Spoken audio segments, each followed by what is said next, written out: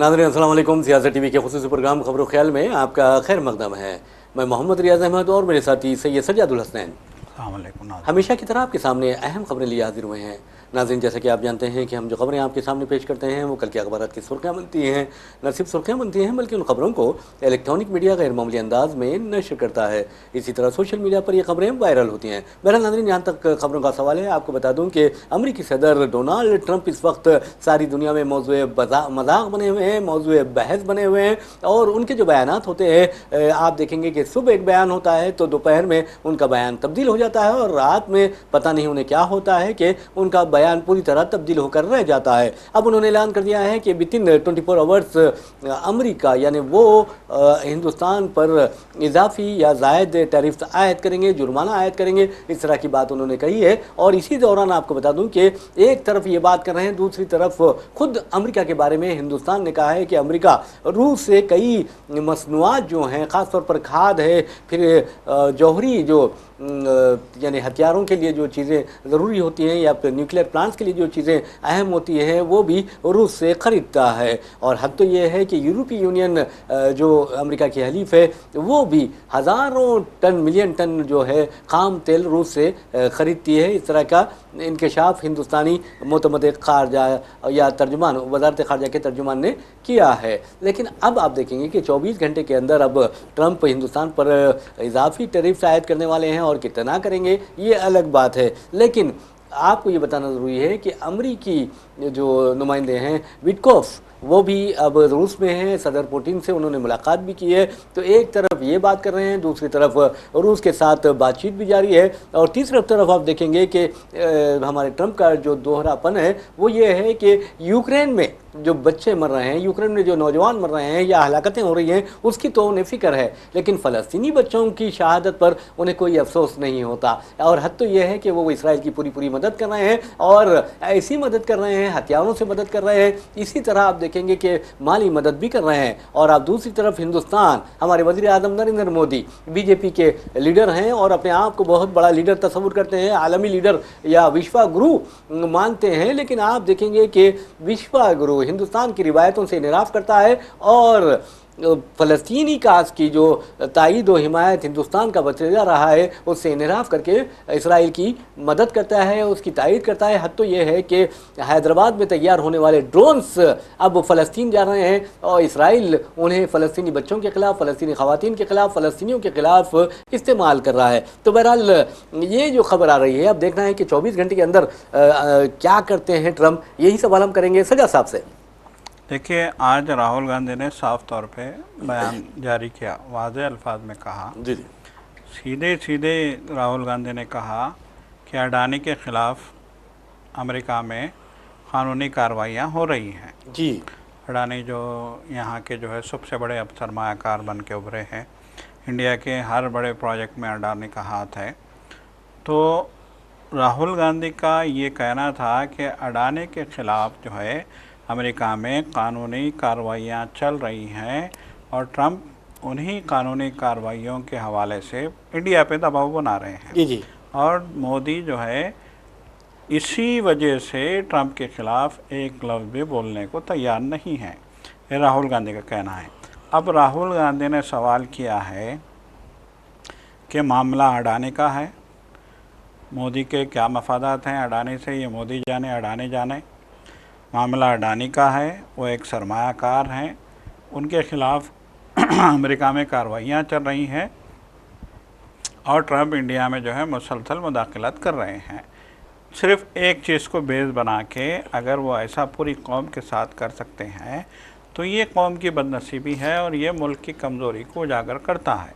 तो राहुल गांधी का यही कहना है कि सिर्फ़ अडानी के लिए वज़ीर आज़म अपने आप को, हुकूमत को और अपनी पूरी कौम को जो है कुर्बान नहीं कर सकते, या पूरी कौम को जो है पे अमेरिका को या फिर ट्रंप को या फिर उनकी हिदायत को या फिर उनके जो है जो भी अहकामात हैं उसको मुसल्लत नहीं कर सकते। ये राहुल गांधी का कहना है और राहुल गांधी ने ये बात दो टोक अंदाज में कही है। तो यकीनन देखिए, पार्लियामेंट में आज भी हंगामा होता रहा, जैसा कि आप जानते हैं।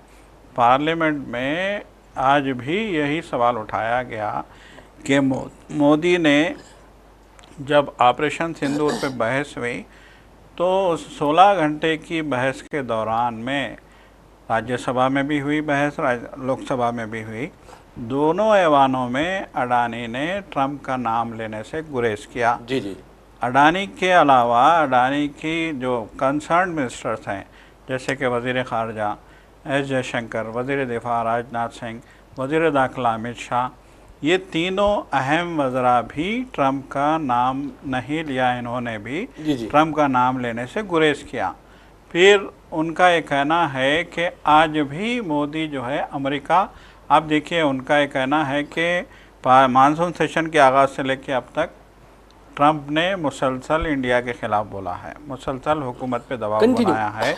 उसने बोला कि रशिया से तेल नहीं लेंगे, उसने धमकी दी टैरिफ की, उसने धमकी दी लेविस की, उसने धमकी दी जुर्मानों की, हर किस्म की धमकी ट्रंप दे रहे हैं और इसका ऑफिशियली जवाब देने से मोदी गुरेज कर रहे हैं। इसी बात को लेकर अपोजिशन का एतराज़ है।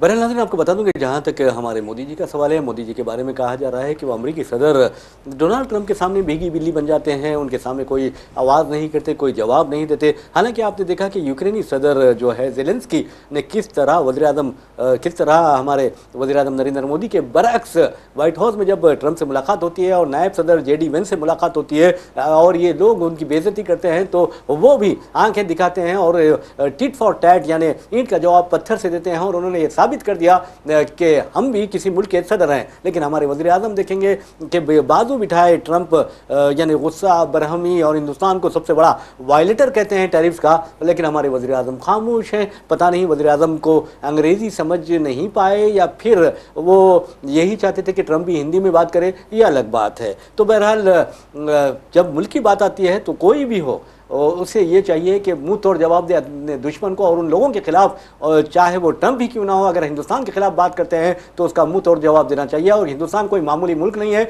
हमारा मुल्क एक अजीम मुल्क है, एक बहुत बड़ा कंज्यूमर मार्केट है, दुनिया का सबसे बड़ा कंज्यूमर मार्केट अगर कोई है तो हिंदुस्तान है। और हिंदुस्तान से कई ममालिक के मफादात वाबस्ता है, अमेरिका के भी मफादात वाबस्ता है। और आपको ये बता दूं कि आज व्हाट्सएप पर एक ज़बरदस्त एक पोस्ट चल रहा है जिसमें कहा जा रहा है कि चीनियों ने अमेरिका जाकर चीन को बनाया और हिंदुस्तानियों ने अमेरिका जाकर अमेरिका की तरक्की में अहम किरदार अदा किया। तो हमारे जो लोग होते हैं, माहिरीन होते हैं, पेशावराना माहिरीन, एक्स्ट्रॉर्डिनरी पर्सनालिटीज़ जो होते हैं, वो अमेरिका जाते हैं और फिर वापस नहीं आते। वजह यह है कि हिंदुस्तान में टैक्स की दहशतगर्दी है, हिंदुस्तान में करप्शन है, हिंदुस्तान में आप देखेंगे कि फ़िरका परस्ती के दरिंदे जो हैं वो अपनी सरगर्मियों के जरिए हिंदुस्तान को रहने की जगह बाकी नहीं रखना चाहते। इसलिए ये लोग क्या है, बैरूनी ममालिक जा रहे हैं और बैरूनी ममालिक मुंतकिल भी हो रहे हैं सज्जा साहब। और इसके अलावा आपको बता दूं कि जिस अंदाज में मोदी हुकूमत की खारजा पॉलिसी नाकाम हो रही है, उससे भी लोग अब हिंदुस्तान छोड़कर बैरूनी ममालिक मुकीम होने के ख्वाह दिखाई देते हैं। जी यकीनन देखिए, आपका ये सवाल भी अहम है कि चीन के लोग चीन अमेरिका जाते हैं और चीन की तरक्की में वापस आके जो है अपना किरदार निभाते हैं, लेकिन इंडिया से लोग अमेरिका जाते हैं, अमेरिका की तरक्की में अपना हाथ बटाते हैं और फिर वो लौट के नहीं आते। तो ये जो है, ये जो सवाल अपनी जगह है, ये जो भी हालात हैं, आपको याद होगा कि सन 2014 में जब वज़ीर आज़म इक़्तिदार में आए थे तो उस वक्त उन्होंने, अब वज़ीर आज़म के बयानबाजियों, बातों, बड़ी बड़ी बातों, हवा में की गई बातों का जो है अब लोगों में जो है यकीन जाता रहा है, उनकी साख जो है बुरी तरीके से जो है मुतासिर हुई है। तो उस वक्त उन्होंने कहा था कि हम इंडिया को तरक्की की इतनी बुलंदियों पे पहुंचा देंगे कि अमेरिका के लोग इंडिया के विदा के लिए ख़तर लगा के खड़े होंगे। जी हाँ, जी हाँ, जी हाँ। ये मोदी ने कहा था और आज तक वो जो है इस मुल्क को तरक्की की इस रफ्तार पे नहीं पहुंचा सके। अलमिया ये है कि 10 साल आपने इक़्तिदार हासिल करने में 10 साल लगा दिए, आप 11वें साल में आ गए हैं, आपके 11 साल में मुकम्मल हो चुके हैं, बल्कि आप 12वें साल में दाखिल हो रहे हैं, लेकिन आज भी आपकी मईशत के बारे में अमेरिका खुल के आपको धमकी देता है, आप पे टैरिफ लगाने की बात करता है, आप पे जो है जुर्माना लगाने की बात करता है। इससे बुरी बात और क्या हो सकती है। जी जी। और जो है वो मतलब ये कि वो खुलेआम ये कह रहा है कि India is a dead economy. अब इंडिया जो है मुर्दा जो है मईशत बन गया है। इतनी बड़ी बात बोलने के बावजूद वज़ीर आज़म का कोई रिएक्शन नहीं आता, तो ये तो बहुत अफसोस की बात है। और यकीनन ये जो सूरत हाल है हिंदुस्तान की माशी बदहाली का भी जो है ये एक गम्माजी करती है ये सूरत हाल। बहरहाल आप सजद साहब, आपको याद होगा कि गुजरात में मुस्लिम कुछ फसादात हो रहे थे, मुसलमानों का कत्लेआम किया जा रहा था। उस वक्त नरेंद्र मोदी चीफ मिनिस्टर के ओहदे पर फायज थे। उन्होंने कहा था ये एक्शन का रिएक्शन। तो फिर मोदी हिंदुस्तान को की इकोनॉमी को डेड इकोनॉमी कर रहे हैं, तो क्या वज़ीर आज़म नरेंद्र मोदी का ये फ़र्ज़ नहीं बनता कि वो मुँह तोड़ जवाब दें ट्रंप को और कहें कि हिंदुस्तान की जो मईशत है वो डेड इकोनॉमी नहीं है बल्कि जानदार इकोनॉमी है और बड़ी तेज़ी से फैलने वाली इकोनॉमी है। आप खुद दावा करते हैं कि हिंदुस्तान की मईशत चौथी बड़ी मईशत बन गई है, तो आपको जवाब देने में क्या परेशानी लाहक हो गई है, ये सोचने वाली बात है। बहरहाल नाज़रीन, अब आपको बता दूं कि 17 सितंबर 2025 वज़ीर आज़म नरेंद्र मोदी पूरे 75 साल के हो जाएंगे और उसके बाद आप देखेंगे कि वो वज़ीर आज़म रहते हैं या नहीं रहते, ये एक अहम सवाल है। क्योंकि मोहन भागवत भी यही सितंबर में 11 सितंबर को यानी 11 सितंबर 2025 को 75 साल के हो जाएंगे। तो क्या मोहन भागवत 75 साल के होने के बायस अपना ओहदा छोड़कर मोदी को भी ओहदा वज़ारत अज़्मा छोड़ने पर मजबूर करेंगे? ये एक अहम सवाल है और ये सवाल अब पूरा गर्दिश कर रहा है। लेकिन जहाँ तक मोहन भागवत का सवाल है, मैं नहीं समझता, क्योंकि 2025 में यानी ये जारिया साल आरएसएस की जो 100 साल है वो मुकम्मिल होने वाले हैं और मोहन भागवत चाहेंगे कि उनकी क़यादत में ये सदी तकारीब आरएसएस की मनाई जाए। और आप अंदाज़ा कर सकते हैं अब वज़ीर आज़म पर बनाई है, वज़ीर आज़म कुछ प्लानिंग बना रहे हैं। लेकिन अब आपको ये बताना ज़रूरी है कि एनडीए और बीजेपी की जो अरकान पार्लियामेंट है उनका एक खुसूसी इजलास मुनक़्क़िद हुआ जिसमें वज़ीर आज़म नरेंद्र मोदी ने अपने नायब का यानी अपने जो आप देखेंगे कि जानशीन है उसका ऐलान कर दिया है। क्योंकि ऐलान क्या है, इशारा भी दे दिया है और उन्होंने वज़ीर दाखिला अमित शाह की ज़बरदस्त तारीफ़ की है और कहा कि लॉन्गेस्ट सर्विंग होम मिनिस्टर है अमित शाह और अमित शाह को बहुत दूर जाना है, ये वज़ीर आज़म कहते हैं। तो इसका मतलब क्या है? क्या वज़ीर आज़म अपने जानशीन का ऐलान कर चुके हैं? अमित शाह की शक्ल में एक सवाल है। और दूसरी बात यह भी कहा जा रहा है कि हिंदुस्तान में 3 लोग बहुत ज़्यादा ताकतवर हैं। फर्स्ट नंबर पर जो आते हैं वो मोदी खुद है और नंबर 2 अमित शाह है और नंबर 3 है अजीत डोवल। तो सजा साहब, आप क्या समझते हैं कि मोदी ने जिस अंदाज में अमित शाह की तारीफ की है और कहा कि अब अमित शाह को बहुत दूर जाना है, तो क्या ये इस तरफ इशारा नहीं है कि अमित शाह उनके जानशीन होंगे? देखिए, अब जिस तरह की खलबली मच रही है, आपने देखा कि कल पार्लियामेंट में एनडीए का इजलास हुआ। अचानक एनडीए के इजलास पे सवाल उठे थे। लोगों ने कहा था कि अचानक जो एनडीए का इजलास क्यों बुलाया गया है। और एनडीए के इजलास में वज़ीर आज़म मोदी की गुलपोशी की गई और गुलपोशी का बहाना ये किया गया, शालपोशी गुलपोशी करके तहनीत पेश की गई उनको। तहनीत पेश करते हुए गुलपोशी का ये बहाना किया गया कि ऑपरेशन सिंदूर में उनका जो रोल रहा है, ऑपरेशन सिंदूर को लीड करने में उनका जो कारनामा रहा है, उसी के इतराफ़ में हम उनकी गुलपोशी कर रहे हैं। जी। तो बहरहाल उसके बाद जो है वज़ीर आज़म की वज़ीर ख़ारजा से एक अलग मुलाकात हुई और ये जो एनडीए की मीटिंग थी, इस मीटिंग की दूसरी दिलचस्प बात ये थी कि इसमें जो है बड़े चेहरे मौजूद नहीं थे, जैसे कि चंद्रबाबू नायडू, नीतीश कुमार, ये जो बड़े चेहरे थे वो मौजूद नहीं थे। खैर, अरकान की उन्होंने ये बहाना बनाया कि चूँकि अरकान का इजलास था इसलिए जो है बड़े चेहरे नहीं आए थे। लेकिन अरकान भी आसपास नज़र नहीं आए वज़ीर आज़म के। अच्छा। वज़ीर आज़म के आसपास थे नड्डा, अमित शाह, अजीत डोवाल और जो है राजनाथ सिंह, वज़ीर दिफा राजनाथ सिंह। ये लोग जो है वज़ीर आज़म के आसपास थे, वज़ीर आज़म के करीब में थे। एस जयशंकर भी करीब में थे। तो अब कल की जो मीटिंग हुई उस मीटिंग में ये बात नज़र आई कि राजनाथ सिंह, एस जयशंकर, अमित शाह और जेपी नड्डा, ये चारों मोदी के बहुत करीब हैं, मोदी के साथ साथ हैं और मोदी के हर फैसले में, हर मामले में मोदी के जो है साथ खड़े नज़र आते हैं। हम नवा हैं बिल्कुल। तो अब दूसरी अहम तरीन बात ये कि इस इजलास के फौरी बाद मोदी की जो है एस जयशंकर से मुलाकात हुई।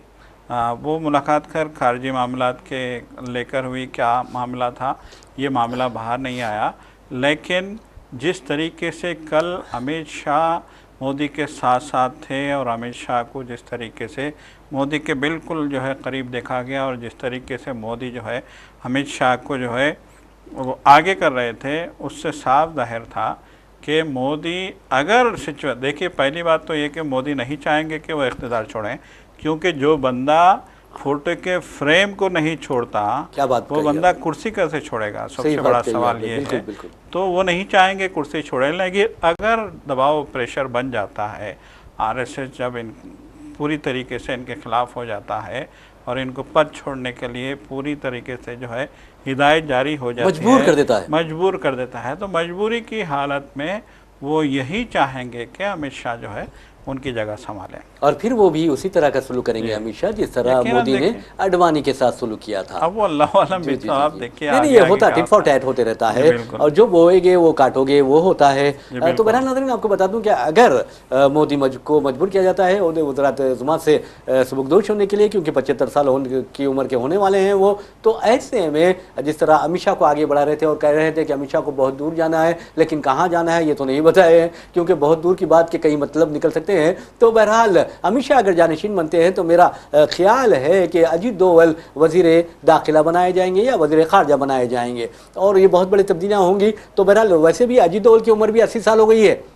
अब उनसे 80 साल हो गई है, तो अब आप अंदाज़ा कीजिए कि उनका साथ भी क्या सलूक किया जाता है। लेकिन एक बात ज़रूर है कि मोदी ने तो जिस तरह तारीफ़ की है, वो ये ऐलान कर दिया है कि उनके जानशीन अमित शाह होंगे, ये इशारा दिया है, ऐलान नहीं किया बल्कि इशारा है। अब देखना यह है कि आगे क्या होता है, वही होता है जो मंजूर खुदा होता है। तो बहरहाल नाज़रीन, हम आपको लिए चलते हैं हैदराबाद पर खंदे बुनियाद का एक फर्जंद आज सारे आलमी क्रिकेट में छाए हुए हैं। मेरी मुराद है मोहम्मद सिराज से। मोहम्मद सिराज के वालिद मोहम्मद गौस ऑटो चलाया करते थे, लेकिन उनकी ख्वाहिश थी, उनका एक ख्वाब था कि उनका बेटा हिंदुस्तानी टीम के लिए खेले, इंडिया की नुमाइंदगी करे। और फिर आपने देखा कि एक बाप की जो ख्वाहिश होती है, अल्लाह ताला ने उस ख्वाहिश को पूरी की है, क्योंकि अक्सर कहा जाता है बाप की जो दुआ होती है पैगंबर की दुआ होती है, यानी पैगंबरों की तरह दुआ होती है, और अल्लाह ताला बाप की दुआ को कबूल फरमाते हैं। तो बहरहाल मोहम्मद गौस की दुआ कबूल हो गई, और फिर माँ अगर किसी के हक में दुआ करे तो कोई भी नाकामी उसके लिए रुकावट नहीं बन सकती। बहरहाल आपने देखा कि इंग्लैंड में 5 टेस्ट मैचेस की सीरीज खेली गई और इंतहाई दिलचस्प सीरीज थी, और हिंदुस्तान ने 2 और इंग्लैंड ने 2 मैचेस जीते और सीरीज 2-2 से बराबर हो गई, एक मैच ड्रा रहा। लेकिन इस तमाम मैचेस में, यानी 5 मैचेस में, अगर कोई मैच इंतहाई दिलचस्प था, बहुत ही सनसनीखेज था और इंतहाई मैं समझता हूँ कि भयानक था, तो वो लास्ट टेस्ट मैच था जिसमें मोहम्मद सिराज ने देखें आपके गैर मामूली मुजाहरा करते हुए दूसरी इनिंग में 5 विकेट्स लेकर हिंदुस्तान को कामयाबी दिलाई। और अब वो हैदराबाद जब पहुंचते हैं, हैदराबाद एयरपोर्ट पर उनका वालेहाना इस्तकबाल किया गया। आपको ये बता दें कि मोहम्मद सिराज ने तकरीबन 5 टेस्टों में 185.3 ओवर्स यानी डाले हैं और 23 विकेट्स लिए हैं, हाईएस्ट विकेट टेकर रहे हैं। जी बिल्कुल। देखिए, यकीनन कल जो है जिस तरीके से कामयाबी सिराज के कदम चूमी और जिस तरीके से उनका वालेहाना इस्तकबाल किया गया पूरी दुनिया में, और शायकीन क्रिकेट के अलावा क्रिकेट के माहिरीन ने भी, क्रिकेट के बड़े बड़े दिग्गजों ने भी जो है सिराज की परफॉर्मेंस पे बेतहाशा जो है उनकी तारीफ़ की है, और वाह किए बिना नहीं रहे। हर कोई जो है उनके परफॉर्मेंस पे हैरतज़दा जो है नज़र आ रहा था। तो यकीनन जो है एक बहुत बड़ा कारनामा है सिराज का। सिराज ने जो ओवल में ये जो कारनामा अंजाम दिया है, इसने न सिर्फ सिराज का और हिंदुस्तानी क्रिकेट टीम का बल्कि हैदराबाद का भी नाम बुलंद किया है, इस बात से इनकार नहीं किया जा सकता। और यकीनन आपने जो कहा है कि उनके वालिद ने जो उनके लिए मेहनत की, जबकि वो एक मामूली ऑटो ड्राइवर थे और बहुत ही माशी बदहाली का शिकार थे। सिराज ने खुद एक इंटरव्यू में कहा कि 4 बजे सुबह उनके वालिद उनको अपने ऑटो में जो है स्टेडियम छोड़ते थे प्रैक्टिस के लिए। मतलब ये कि उन्होंने अपनी ना सिर्फ जो है दुआएं हैं उनकी, बल्कि उन्होंने सेक्रीफाइस भी किया। वो सिराज को लेके जाते थे बाज़ाब्ता प्रैक्टिस के लिए, जबकि वो बहुत छोटी उम्र के थे। उन्होंने कहा कि मेरी उम्र 13-14 साल थी, तब से मेरे शौक़ को देखते हुए मेरे वालिद जो बहुत थके होते थे, जो दिन भर ऑटो चला के रात में आते थे, लेकिन मेरे लिए वो सुबह 4 बजे जागते थे और मुझे सुबह 4 बजे अपने ऑटो में जो है स्टेडियम, जो काफ़ी घर से काफ़ी दूर था, वहाँ लेके जाते थे वो, और लेके जाके गालिबन जिमखाना की बात कर रहे थे सिकंदराबाद में, तो वहाँ वो लेके जाते थे प्रैक्टिस के लिए और इनको जो है वहाँ पे छोड़ते थे। तो यकीनन ये है बाप की मेहनत भी रही है, बाप की दुआएं भी रही हैं, और जो है आज वो इतनी बुलंदियों पे हैं। अब जैसा कि कल आपने कहा था, आपको याद होगा कि जो है सिराज को प्रमोशन में मिलना चाहिए, तो इस तरह की खबरें भी आ रही हैं, जो है एसपी बनाया जाएगा शायद, एसपी बनाने की जो है खबरें भी आ रही हैं मुख्तलिफ जो है हल्कों से, कि ये खबर आ रही है कि किसी भी वक्त उनके प्रमोशन का ऐलान किया जा सकता है। बहरहाल नाज़रीन, आपको बता दूं कि जहां तक सिराज के 5 मैचेस में जो फीस है सिराज की, यानी जो बीसीसीआई उन्हें अदा करता है खिलाड़ियों को 15 लाख रुपए फी मैच उनको दिए जाते हैं। तो 5 मैचेस में 75 लाख रुपए सिराज को मिले हैं, इसके तमाम खिलाड़ियों को 75 लाख मिले हैं। लेकिन सिराज की बात यह अहम यह है कि बीसीसीआई ने मजीद 5 लाख रुपए उन्हें उनके परफॉर्मेंस की वजह से देने का ऐलान किया है, तो ये बढ़ के मिलेंगे। ये बहुत बड़ी बात है, बहुत बड़ी बात है। देखिए यकीनन लोगों का ये बोलना है, जिन्होंने मैच देखा है वो, या फिर वो सीरीज़ देखी है, उनका कहना है कि हमने इतनी फुर्ती किसी में नहीं देखी, और इतना स्टैमिना, इतनी कुव्वत, और इतना जो है उनका जो जोश जुनून था, बॉलिंग करते समय उनका जो जुनून था, इतना जुनून हमने किसी में नहीं देखा। और यही जुनून जो है जीतने वाली इंग्लैंड की टीम को जो है सीरीज हारने के लिए सिर्फ 6 हारने का सबब बना, सिर्फ 6 रन जो है। और सचिन साहब, आप देखेंगे कि जो आपने कहा कि जुनून जो, तो आपको बताओ रोनाल्डो जो हैं, फुटबॉलर रोनाल्डो, सारी दुनिया उन्हें बहुत चाहती है। रोनाल्डो को एक अच्छे इंसान भी हैं वो, और उनके जब उनकी एक इमेज देख रहे थे तो उनकी जर्की, जो उनकी टी शर्ट थी या जर्किन जो थी, उस पर जो लिखा था यानी उनका यानी बिलीव लिखा हुआ था, तो वो इस कदर मुतासिर कर गया सिराज को कि यकीन जो होता है ना, उन्होंने अपने जहन में बिठा लिया और उन्होंने कहा कि मुझे यकीन था कि हम जीत जाएंगे, और उसी यकीन ने उन्हें जिताया। इसी यकीन ने उनको उनके जो है उनके खेल में निखार पैदा किया, उनमें जज्बा पैदा किया, उनमें जोश पैदा किया, और उन्हें जो है एक बेहतरीन परफार्मर की हैसियत से दुनिया में एक जो है मकाम भी अता किया है।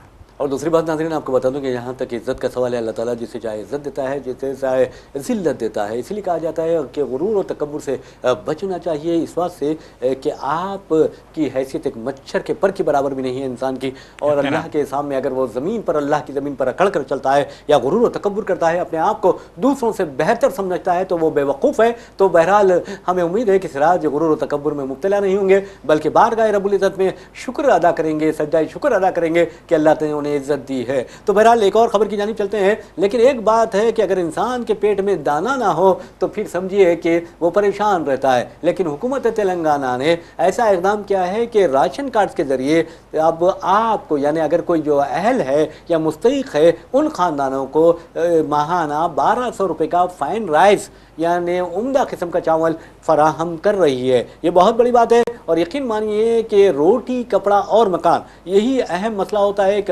आम हिंदुस्तानी का। तो ऐसे में राशन कार्ड के ज़रिए जो अहल ख़ानदान है उन्हें रियासती हुकूमत यानी तेलंगाना की कांग्रेस हुकूमत 1200 रुपये माहाना के चावल फराहम कर रही है।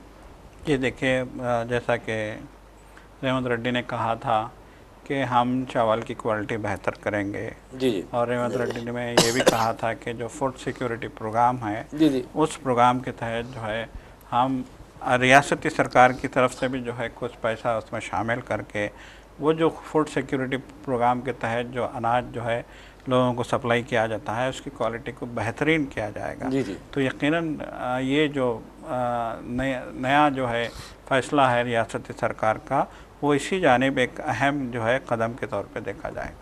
बहरहाल नाज़रीन, एक और ख़बर की जानिब आपको लिए चलते हैं। उस खबर का ताल्लुक उत्तराखंड से है। उत्तराखंड में आपने देखा कि किस तरह की तबाही व बर्बादी मच गई है, यानी बादल फट पड़ने के नतीजे में जो सैलाब आया है उसमें एक बेशुमार जानों का इतलाफ हुआ है। अब खबर आई है कि केरला के 28 जो सयाह वहाँ पर गए थे वो लापता हैं। ये देखिए, ये जो खबर है अभी हम देख रहे थे, जी जी, कि इस तबाही को ख़ास तौर पे जो है उत्तराखंड के 2 इलाकों में ये तबाही मची है। ख़ास तौर पे उत्तराकाशी ज़िला है, जी जी, और एक ज़िला है धराली जिसका नाम है। इन 2 ज़िलों में लोगों का कहना है कि ज़मीन कैसे जो है फटी, कैसे बादल फटे, कैसे ज़मीन हटी, कोई नहीं जाना। और उनका ये कहना था कि इन इलाकों में एक तो फ़ौजी कैंप थे, दूसरे जो है सयाहों के कैंप भी थे, और फिर तीसरे जो है अक़ीदतमंदों का भी जो है वहाँ पे जो है वहाँ मौजूद थे अक़ीदतमंद भी। लेकिन पानी इतनी रफ्तार से आया कि लोग भागते के भागते रह गए। फ़ौज NDRF की जानिब से ये जो है कहा गया है, ये तस्दीक की गई है कि 100 लोग लापता हैं, जिनमें 9 फ़ौजी जवान भी हैं और 100 लोगों में से सिर्फ 4 लोगों की लाशें मिली हैं। और उनका ये कहना है कि रेस्क्यू ऑपरेशन हम जारी रखने की कोशिश कर रहे हैं, लेकिन सड़कें टूट गई हैं, पहाड़ नीचे आ गए हैं, ज़मीन खिसक गई है और दरिया जो गंगा की जो वहाँ से जो आगाज़ होता है, गंगा खौफनाक तुग़यानी में है, जिसकी वजह से तकरीबन कहा जा रहा है कि 90 से ज़्यादा गांव जो है पानी में हैं और मौसम बहुत ख़राब है और ख़राब मौसम हमारे रेस्क्यू में जो है रुकावटें डाल रहा है। बहरहाल नाज़रीन, हमारा प्रोग्राम हो और इसराइल की दरिंदगी का और फ़लस्तीनियों की मज़लूमियत का जिक्र ना हो, ये हो नहीं सकता। तो बहरहाल हम आपको लिए चलते हैं गज़ा में तबाही और बर्बादी का सिलसिला जारी है और इसराइल जिस तरह की दरिंदगी कर रहा है, तारीख़ में उसकी मिसाल नहीं मिलती। हद तो ये है कि आज सुबह से कम 30 फ़लस्तीनियों ने जाम शहादत नोश किया है और आप ये भी देखेंगे कि हर रोज़ इसराइल 100 से ज़ायद फ़लस्तीनियों को शहीद करता जा रहा है और अमेरिका है कि उसे फ़िक्र है सिर्फ यूक्रेन की फ़िक्र है, जबकि फ़लस्तीनी मासूम बच्चे शहीद हो रहे हैं, उनकी फ़िक्र नहीं है। फूल जैसे बच्चे शहीद हो रहे हैं, उनकी फ़िक्र नहीं है। माएँ शहीद हो रही हैं, हामिला ख़वातीन शहीद हो रही हैं, उसकी फ़िक्र नहीं है। बस यूक्रेन की फ़िक्र है ट्रंप को और इसराइल के तहफ़्फ़ुज़ की फ़िक्र है। लेकिन आपको बता दूँ कि इस तरह के जो वाक़यात होते हैं, कुदरत जब इंतकाम लेने आती है तो किसी न किसी आफत की सूरत में या फिर आफात समावी की सूरत में तबाही व बर्बादी लाकर रहती है। जी सजा साहब, यकीनन देखिए जो हालात फ़लस्तीन के हैं हम उसका तज़किरा भी नहीं सकते, इतने बुरे हालात वहाँ के हैं। और जिस तरह की जो है सूरत हाल वहाँ की है, सारी दुनिया जो है इस सूरत हाल पे इसकी मज़म्मत करती नज़र आती है, इस पर अफसोस करती नज़र आती है। लेकिन प्रैक्टिकली अगर देखा जाए तो जिस तरीके से वहाँ पे अमन फ़ौज उतारनी चाहिए थी वो हो नहीं पा रहा है। बिल्कुल आपने सही कहा है जी। इसी के साथ जी आपकी इसी सही बात के साथ हम अपना प्रोग्राम खबरों ख्याल इख्तिताम को पहुँचाते हैं। अपने मेज़बान मोहम्मद रियाज़ अहमद और मेरे साथी सैयद सज्जादुल हसनैन को इजाज़त दीजिए। इंशाल्लाह फिर मुलाकात होगी, फिर बात होगी। तब तक के लिए अल्लाह हाफ़िज़। खुदा हाफ़िज़।